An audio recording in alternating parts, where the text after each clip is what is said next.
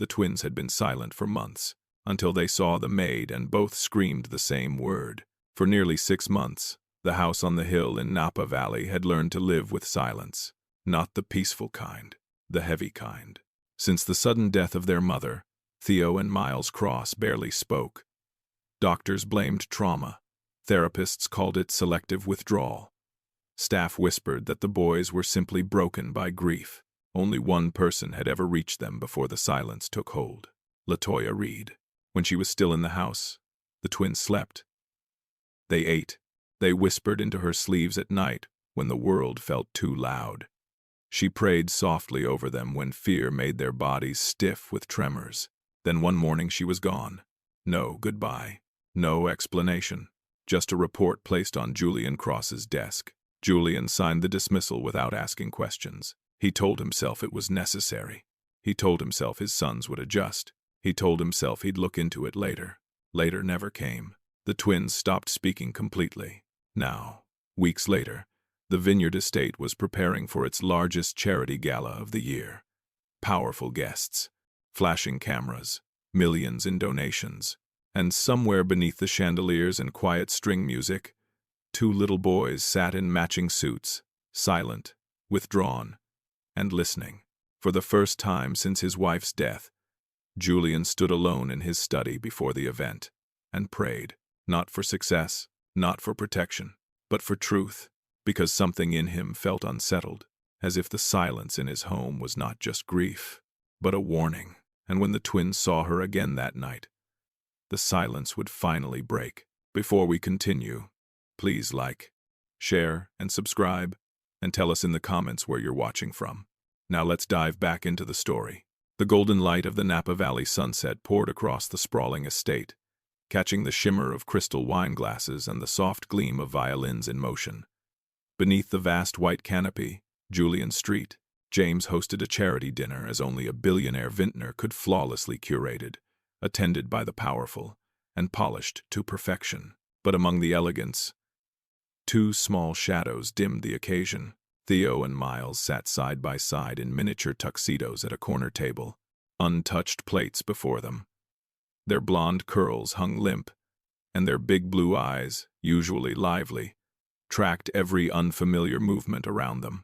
Guests complimented their outfits, but the boys only blinked, mute and stiff, Julian noticed. Between handshakes and toasts, his eyes flicked to them. Something about their silence didn't sit right. It had been weeks since the household changed. The new nannies were vetted, professional, warm. Yet the twins were different. Off.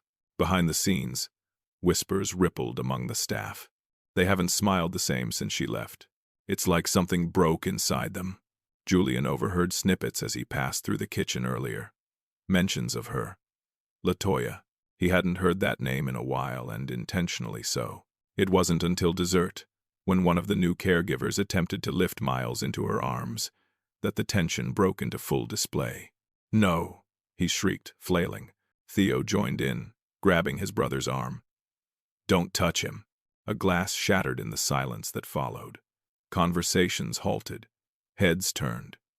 Julian stood up instantly. "I'll take them," he said quickly, his voice tight. He scooped both boys up, one under each arm, and carried them inside.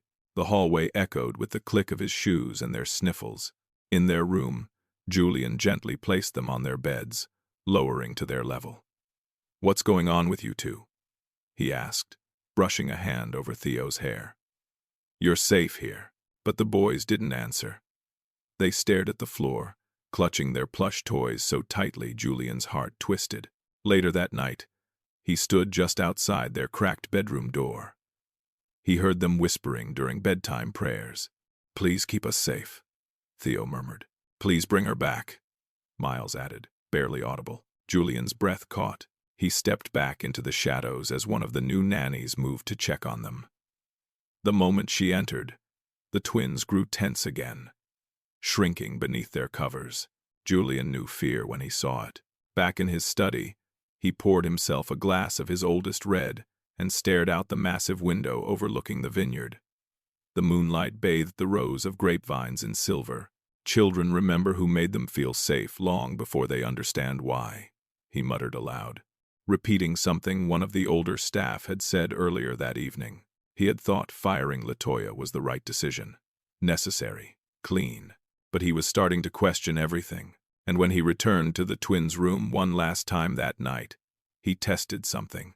He whispered softly, "Do you miss LaToya?"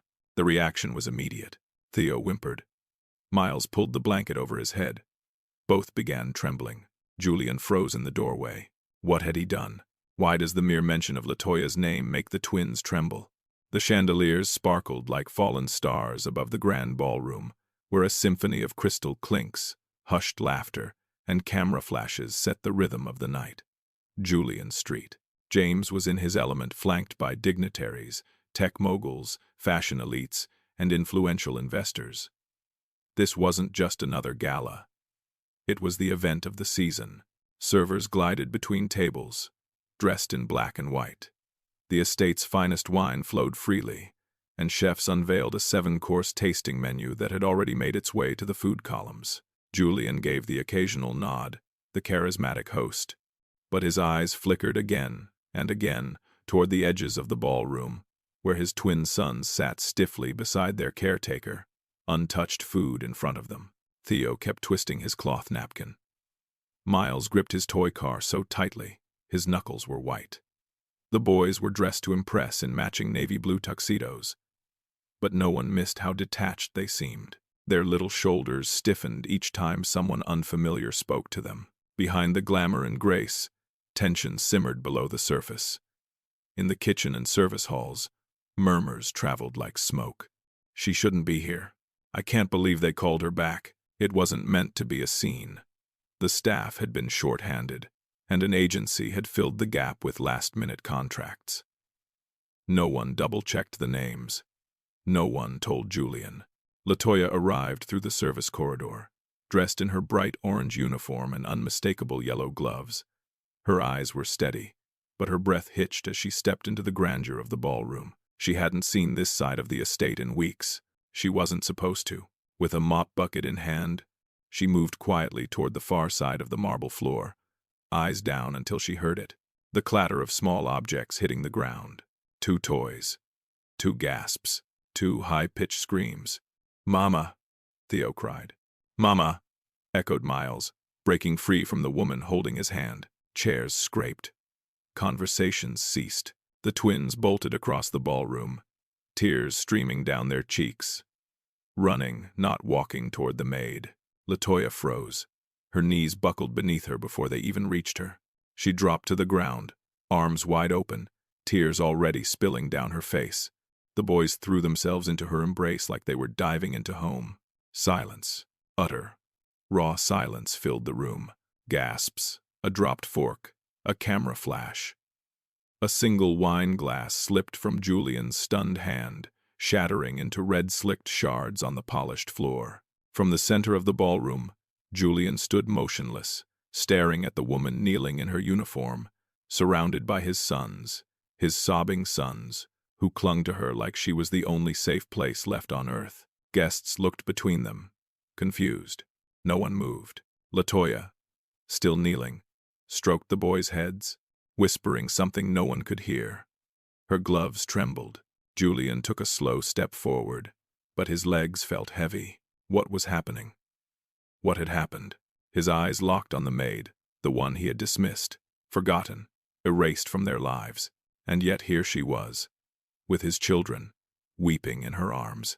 The music had long since stopped, but in the deafening quiet, a single thought pierced the noise in Julian's mind. When truth arrives, it rarely asks for permission. Why would 2 children react to a maid like she was their lost mother? The echoes of the ballroom still haunted Julian long after the gala ended.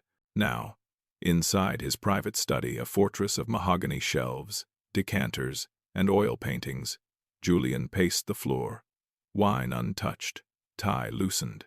Rain tapped lightly against the wide glass windows, blurring the view of his vineyard, but nothing could blur the image burned into his mind. Theo and Miles sobbing in the arms of the woman he'd banished. LaToya. He tapped a button on the intercom. Tell Miles to come in. Moments later, Miles Graham, his chief of staff and longest-serving advisor, stepped in, brows raised in concern. Julian didn't waste a second. I want to know everything about how LaToya was removed. Every document, every complaint, every email. Miles hesitated. Julian. That was handled. Handled by who? Julian snapped. Not me. A beat of silence. Miles gave a curt nod. I'll pull the records. Within minutes, a thick manila folder was laid open across Julian's desk. He flipped through it: incident reports, warning memos, and an official dismissal letter, all citing misconduct and inappropriate emotional entanglement with minors. Julian's eyes narrowed. These aren't first-hand reports. Miles shifted.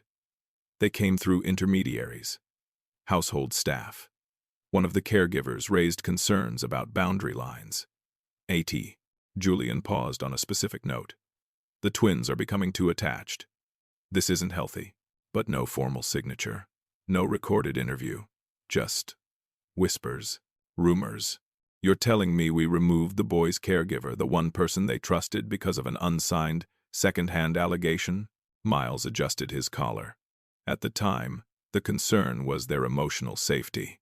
We acted quickly, as protocol suggests. But did anyone ever speak to me? Julian asked, eyes burning. Did I approve this? Brody, you were overseas, Miles replied.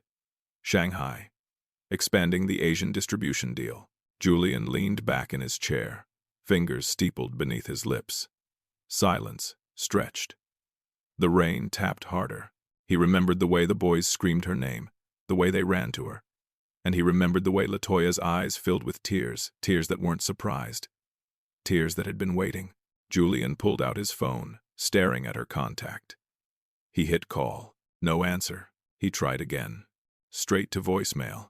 On the third attempt, the call connected, only for him to hear background noise, a television, then a sharp intake of breath, and then the line went dead.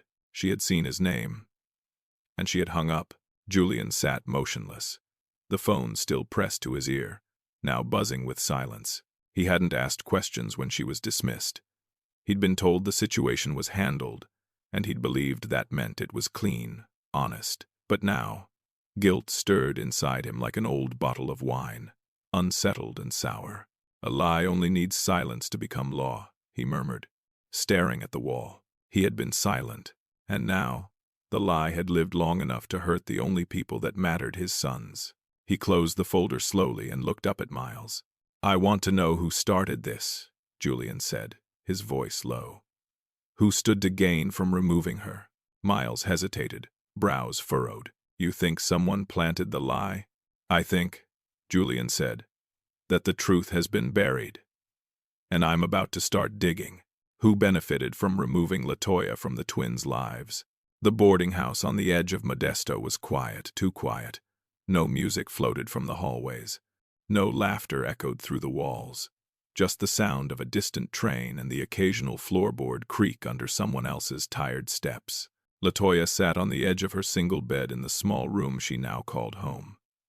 The mattress dipped under her weight, the springs aching beneath her, as if even it carried the same heaviness she did. She clutched a worn Bible in her lap, pages feathered and stained at the edges, open to no particular verse. The wallpaper peeled in places, and her suitcase sat unpacked in the corner. She hadn't planned to stay this long, but plans had become something other people had. Each night, she followed the same ritual. She closed her eyes and whispered the twins' names. Theo, Miles. She never called them the boys in prayer. She said their names like a mother would, even if no one ever called her one. She lit the small lavender candle by her window, her only indulgence, and let the scent wrap around her like a memory. Their laughter came back to her first. Theo's crooked smile, Miles' gentle tug on her apron when he wanted to be held, the way they nestled into her arms during nap time, like they belonged there. She pressed her hand to her chest. She remembered why she lost them. It hadn't been a mistake. It had been a warning. There had been someone in the house, someone whose presence unsettled her. A caregiver brought in to assist with night duty, a woman with the right credentials but cold eyes. Latoya had watched her snap at the boys when no one else was looking. She'd heard sharp tones. Once, she walked in to find Theo sitting on the floor, tears streaming down his face, while the woman stood nearby, arms crossed. Latoya reported it. Twice. Then a third time. In writing, no one responded. Instead, whispers began about her. Accusations she never got to face in person. Stories about emotional overstepping and unhealthy attachment. The very thing she tried to stop was what they used to remove her. I tried, she whispered aloud, rocking slightly on the edge of the bed. I tried to protect them. The candle flickered as if it hurt her. She picked up a small photo she'd printed at the drugstore, just a blurry snapshot of the boys playing in the vineyard, mid-laugh. She wasn't in it. She never needed to be. I'd take every accusation again, she said softly. If it meant they were safe, each night, she prayed the same prayer. Lord, let them be surrounded by kindness. Shield them from anger. Let no harsh hand or harsh word come near their hearts. And if you need someone to watch over them, her voice cracked, use me, however you want to, even if I'm far. Her hand trembled as she closed the Bible. Her faith hadn't left, but her strength wore thin more often these days. Still, her spirit whispered, God often protects through the voices we ignore. She had been one of those voices, and it had cost her everything. A soft knock tapped on her door, pulling her back to the present. A housemate, passing through, slid a letter under her door. Latoya opened it carefully. It was unsigned, but inside was a photocopy of a report, one she had never seen before. A report she had written. About the caregiver. It had been buried, and now, someone had unearthed it. What was Latoya trying to warn them about before she was silenced? The sky over Napa was an unforgiving gray, as if even the clouds held their breath for what was about to unfold. Inside a quiet legal office lined with glass walls and dark oak trim, Julian Street. James sat opposite his legal team, files spread across the table like wounds laid bare. His wine empire, the very symbol of his legacy, was balanced on a razor's edge. But none of it compared to what he'd just read. At the center of the chaos sat a single name, a family associate, a trusted figure, the person Latoya had warned about. It hadn't been random. It hadn't been a misunderstanding. The manipulation, the silencing, the buried reports, it was all deliberate. Someone with power, status, and motive had orchestrated her removal, and Julian had never questioned it, until now. His attorney, Cassandra Lyle, a sharp-eyed woman known for her unshakable composure, slid a document across the table. This affidavit, combined with the unearthed staff complaints, establishes a clear pattern, she said. Julian read the lines again. Mistreatment of minors, abuse of power, coercive influence over personnel decisions. Reporting this, Cassandra said carefully, means implicating a partner with financial ties to 3 of your largest vineyard expansions. Pulling that thread, she paused, will unravel everything. Julian leaned back, the words pressing into his chest like stone. His businesses, his political alliances, even his standing on philanthropic boards, all of it was entwined with people who wouldn't survive this exposure, and they wouldn't let him survive it either. I have sons, he said finally, voice raw. Cassandra folded her hands. And a reputation. Which one are you willing to lose? The question hung in the air. Moments later, the conference room door opened. Latoya stepped in quietly, wearing a plain blouse and jeans. No gloves, no uniform. Just truth written on her face. Julian stood when she entered. So did Cassandra. The room shifted around Latoya like she didn't belong, but she walked to the chair across from Julian with quiet strength and sat without flinching. I'm here, she said softly. Say what needs to be said. What followed was not loud, not angry, but it was devastating. Latoya recounted her warnings, how she raised concerns about the caregiver's treatment of the twins, how those concerns were ignored, how the very person she'd reported had influence over the associate now named in the documents. They covered for her, Latoya said, and when I didn't back down, they made me the problem. Julian felt his stomach twist. Her story aligned perfectly with the evidence. The connections were undeniable. More than anything, it explained his sons, their fear, their trembles, their desperate cries when they saw her again. They had remembered who protected them. "Sometimes obedience costs more than silence ever did," Latoya said, eyes meeting his. Julian turned to Cassandra. "We release it." Cassandra blinked. Julian, publicly. Every report. Every name. I won't be the man who keeps this buried just because it's bad for business. Publicly. Silence answered him first. Then Cassandra nodded slowly. "I'll prepare the statement," she said. As the meeting broke, Julian walked Latoya to the elevator. They didn't speak, but as the doors closed, she whispered, "Thank you for listening." He nodded, but he knew this was only the beginning.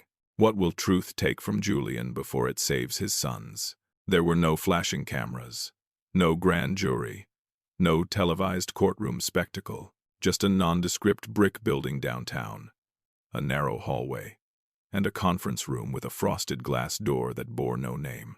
Inside, Julian sat alone on one side of the table.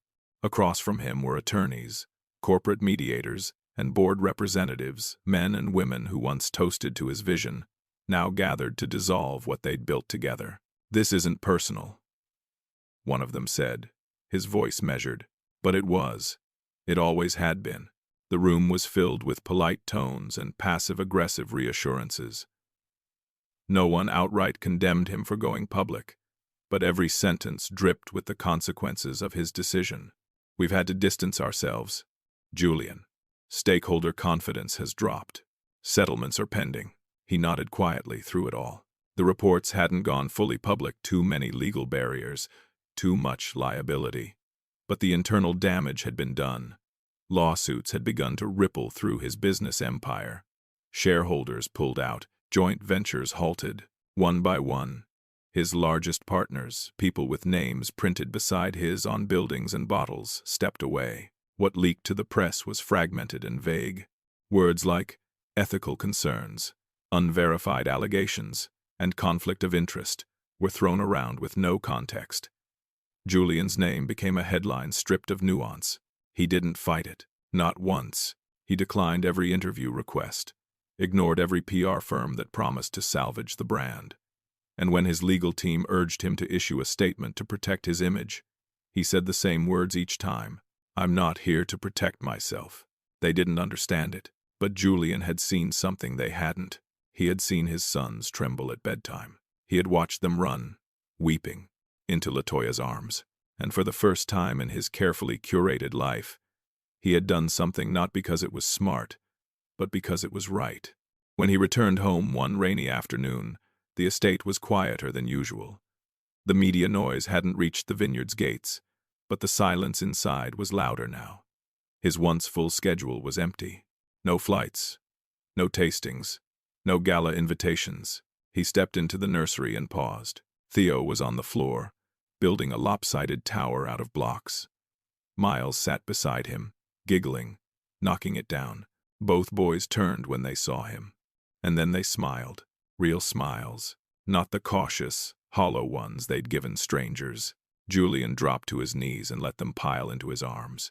Their laughter was the clearest sound he'd heard in weeks. That night, as he tucked them into bed, Miles looked up at him and whispered, "Daddy, is she coming back?" Julian brushed a hand over his son's head. "Soon," he said. "If she wants to." The house had changed. So had he. In his study, alone with a darkened phone and unopened wine bottles, Julian replayed the last few weeks in his mind. The destruction had been swift, merciless, but his soul, still intact. And in that quiet moment he heard his own thought echo. Losing everything is easier than losing your soul. The world outside might not remember the truth, but two little boys would. Will Julian be able to rebuild what he sacrificed? The vineyard didn't look the same. It wasn't the landscape. Rows of grapes still stretched along the hills, kissed by the sun and swept by cool valley winds. The architecture remained unchanged, the estate still elegant, still expansive, but the rhythm was different now, quieter. No staff rushing in and out of the ballroom, No high heels tapping across marble floors. No catered luncheons or endless tastings. The calendar, once crammed with society events and investor tours, sat mostly blank. But inside the house, there was life again. LaToya returned without ceremony. No announcement. No uniform. She stepped out of the town car and walked up the long driveway with nothing but a weekend bag and a cautious heart. Julian met her at the door himself. "You're not here to work," he said softly. "You're here because this is your home, if you want it to be." LaToya nodded, her eyes already filled with tears. The moment Theo and Miles spotted her from the window, the front door flung open, and they tumbled down the steps barefoot, shouting her name. They didn't ask where she'd been. They just held her. Both of them. At once. In the days that followed, they rarely left her side. They sat beside her during breakfast, clutched her hands during bedtime prayers, and followed her from room to room like shadows with beating hearts. She didn't resist it. She let them cling, let them cry, let them heal in their own timing. Julian watched from the hallway sometimes, not intruding, just learning. The house changed. Slowly. There were no more extra staff, no more caretakers on rotation. Just one therapist who came twice a week, soft-spoken and gentle, helping the boys find words for the fears they had carried too long. The twins began to speak about the dark corners, the cold hands, the things they didn't understand but had felt. Each session peeled back another layer of the silence they'd lived in. Julian attended every one. So did LaToya. Meals were quieter, simpler. The wine cellar remained untouched. Julian sold off part of the vineyard to settle the legal costs. And with it, much of the flash left the estate. But laughter came, small at first. A giggle from under the dining table, a shriek of joy in the garden sprinkler, a whisper of a joke only brothers could understand. One afternoon, Julian found the twins curled up in the library with LaToya. All three of them asleep, sunlight falling in golden beams through the tall windows. He didn't wake them. The peace in the house was no longer polished or performative. It was earned, soft, lived in. The wealth that remained was quieter, now seen in the way the kitchen always smelled like something warm, in the security of a steady presence, in the calm that wrapped itself around the boys at night. Julian stood on the balcony one evening, watching the sun settle over the vines.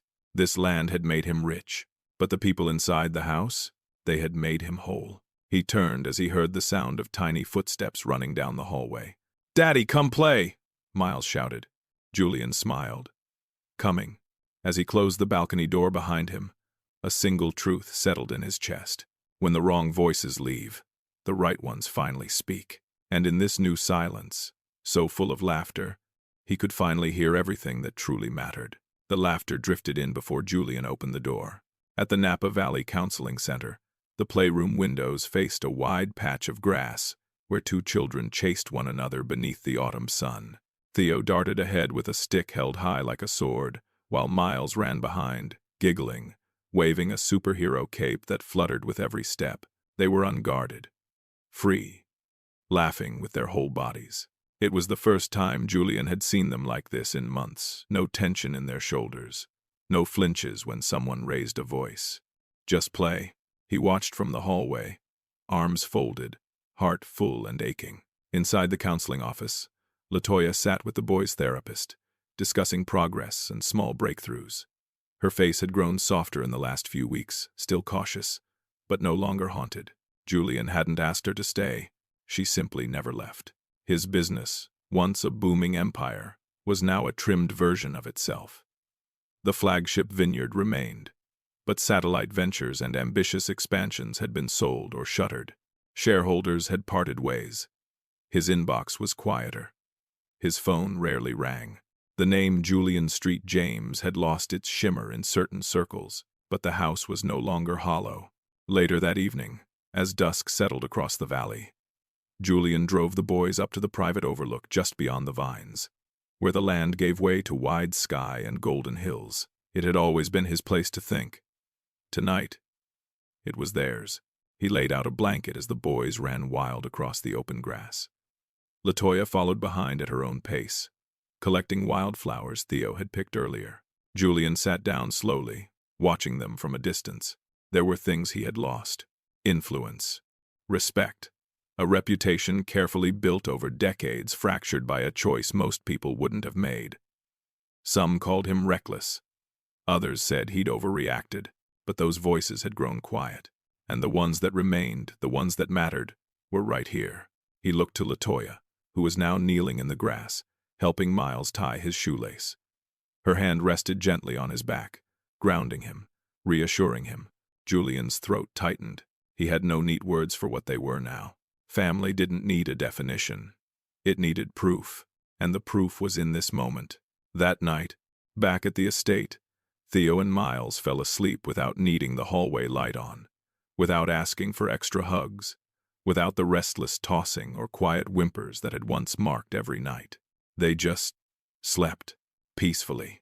Latoya sat nearby, reading in a low chair as Julian leaned against the doorframe, arms crossed. "They're healing," he said softly. "They're home," she replied. He stayed there a while, listening to the hum of silence. Not empty silence, but full. The kind that had weight. The kind that felt earned. He thought about everything it had taken to get here. The silence he'd once kept. The truth he'd almost ignored. The voices he should have listened to sooner. He'd lost much, but he'd kept the most important thing: their safety, their trust, their childhood. As the lights dimmed and the night wrapped itself around the vineyard, Julian returned to his study and pulled open his journal. He hadn't written in months, but tonight he felt the need to leave something behind, not for the public, not for investors, but for himself. He wrote only one line: "Doing the right thing doesn't always make life easier, but it makes it honest." And in that honesty, for the first time in a long time, he could breathe.